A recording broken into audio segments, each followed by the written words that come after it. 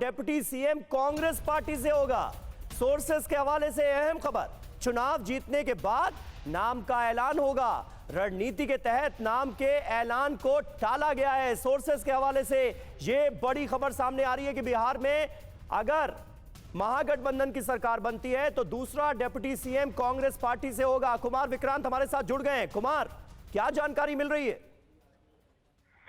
जी देखिए, सूत्रों का यह कहना है कि कांग्रेस पार्टी बिहार में डिप्टी सीएम घोषित किए जाने के खिलाफ थी। उसका कहना था कि पहले हम सीएम घोषित कर रहे हैं, अगर ऐसे में डिप्टी सीएम घोषित करेंगे तो डिप्टी सीएम घोषित करने पड़ेंगे। और यानी कि उसका कहना था कि मुस्लिम समाज है, ईबीसी है, दलित है और सवर्ण, तो ऐसे में अगर किसी एक पर हम करते हैं तो गलत मैसेज जाएगा। तो इसलिए, लेकिन मुकेश सहनी जब नहीं माने, उनको डिप्टी सीएम घोषित करना ही पड़ा। कांग्रेस पार्टी ने अपने कदम पीछे खींचे और ये कहा कि एक रणनीति के तहत, जिससे कि बाकी जो समुदाय है उनमें एक मैसेज रहे कि उनमें से किसी का भी डिप्टी सीएम बन सकता है। इसलिए कांग्रेस पार्टी डिप्टी सीएम जो अपना है वो चुनाव के बाद घोषित करेगी, जिससे कि किसी सबको आस रहे कि डिप्टी सीएम सवर्ण भी हो सकता है, मुस्लिम भी हो सकता है, या आप कह सकते हैं दलित भी हो सकता है, क्योंकि ईबीसी डिप्टी सीएम और ओबीसी का तेजस्वी का चेहरा सामने रख दिया गया है। ठीक है, बहुत शुक्रिया आपका कुमार विक्रांत हमारे साथ जुड़ने के लिए। तो देखिए, दूसरा डिप्टी सीएम कांग्रेस पार्टी से हो सकता है, ये खबर सामने आ रही है। उत्पल बल्लभ जी, क्या वाकई मजबूरी में डिप्टी सीएम के चेहरे का ऐलान किया गया है? क्या मुकेश सहनी का नाम आगे किया गया है क्योंकि वो अड़ गए थे इसके लिए? सही है ये बात? कहीं कोई मजबूरी नहीं है। अति पिछड़ा के बेटे को बनाया गया है, इस बात को ध्यान रखिए। कहीं कोई मजबूरी नहीं है, पहली बात। दूसरी बात कि असल सवाल ये है कि ये लोग सिंबोलिज्म के राजनीति को पेटेंट करा चुके हैं। ये परिवारवाद को पेटेंट करा के रखे अपने लिए। ये एआई जनरेटेड फोटो पे बात करेंगे। और यूपी में मैं पहले भी चर्चा किया हूं कि जो हकीकत है, दलित पिछड़ा का सर मुड़वा देते हैं धार्मिक परिचर्चा पे, उस पे ये बात नहीं करेंगे। और सिद्धांत में ये गोडसे को मानने वाले लोग सिंबोलिज्म में गांधी जी को भी मूर्ति पहनाते हैं। ये पूरे देश नहीं, लेकिन उत्पल जी ये कांग्रेस पार्टी से इतना छिटक कर क्यों रहना चाहते हैं आप? मतलब कांग्रेस पार्टी आपके महागठबंधन का हिस्सा है, तो मुकेश सहनी को तो आप डिप्टी सीएम घोषित कर दे रहे हैं, डिप्टी सीएम का कैंडिडेट घोषित कर दे रहे हैं, और कांग्रेस पार्टी से इतना ऐतराज है कि सूत्रों के हवाले से खबर आ रही है कि भाई अगर सरकार बनी तो दूसरा डिप्टी सीएम कांग्रेस पार्टी का होगा। ऐसा क्यों? देखिए क्या है कि सरकार बनेगी तो डिप्टी सीएम, सरकार बनने के बाद उसके अलावे जो है ना कैबिनेट, आप फिर बात कीजिएगा कैबिनेट का नाम, ये सब कुछ सरकार बनने के बाद सारे गठबंधन तय करते हैं।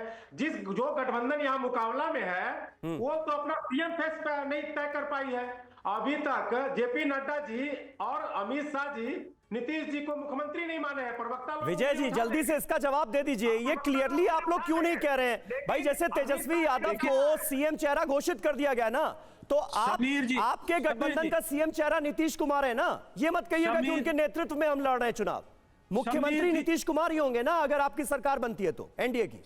समीर जी, इतने तरीके से जिला वाइज 25 से 30 फिर से नीतीश, और हमारे माननीय गृह मंत्री जी से सवाल किया गया क्या नीतीश कुमार जी मुख्यमंत्री होंगे, तो उन्होंने कहा मैं चुनने वाला कौन हूं, हम उनके नेतृत्व में चुनाव लड़ रहे हैं और चुने हुए विधायक लड़ेंगे। उसके बाद मैं उनसे पूछा अगर सीटें नीतीश कुमार जी की कम आएगी तो क्या होगा, तो उन्होंने कहा सीटें तो अभी भी कम है, फिर भी चीफ मिनिस्टर वो।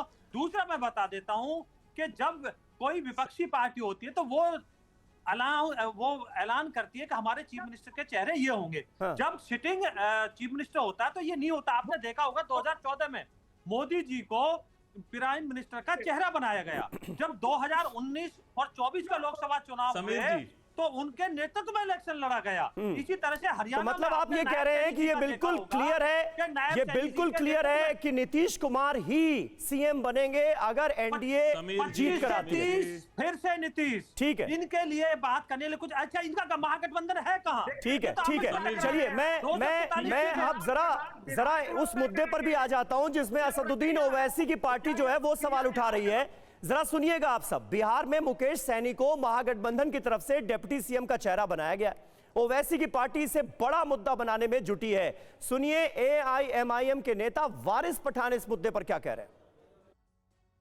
देखिए, महागठबंधन ने आज अनाउंस किया कि सीएम का चेहरा रहेंगे तेजस्वी यादव, उप मुख्यमंत्री डेप्यूटी सीएम बनेंगे साहनी साहब। तो ठीक है उनका फैसला, लेकिन अब इनका हिपोक्रेसी देखिए कैसा एक्सपोज होता है। एक तरफ तो ये बात करते हैं जिसकी जितनी संख्या भारी उसकी उतनी हिस्सेदारी। अब हिस्सेदारी के हिसाब से अगर आप आंकड़ा लगा लो तो 19% मुसलमान है, 2% सानी साहब वाले लोग। अब 2% वाला उप मुख्यमंत्री बन सकता है, मगर 19% वाला मुसलमान का अता पता ठिकाना नहीं है। वो क्यों नहीं बन सकता? क्या मुसलमान सिर्फ दरी बिछाएगा? क्या मुसलमान सिर्फ आपको वोट देने के लिए है?